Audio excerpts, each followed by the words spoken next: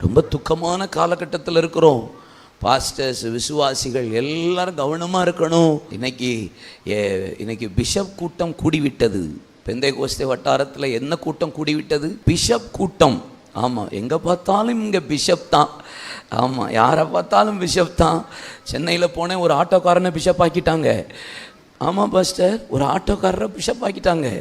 பாவம், 40 விசுவாசிகளை வச்சுட்டு இருந்த ஒரு சாது ஐயாவாக இருந்தவரை இப்போ சாது பிஷப்பாக மாற்றிட்டாங்க. ஆமாம், என்கிட்ட வந்தும் கேட்டாங்க, நான் முடியாது, நான் ஒரே ஒரு போஸ்டிங் தான் போவேன், என்ன மாடரேட்டர் போஸ்டிங் தான் போவேன், இல்லைன்னா போப்பாண்டவர் போஸ்டிங்கு தான் போவேன்ட்டேன். இன்றைக்கி உலகம் அது தான் ஓடுது. இல்லை, சபையை குறித்த பயம் தேசத்தில் வரணும். ஊழியக்காரனை குறித்த பயம் சபையில் வரணும். வெளியே இருக்கிறவனுக்கு வரணும். இவன் விசேஷித்த ஆவி உடையவன், இவனோடு கர்த்தர் இருக்கிறார்.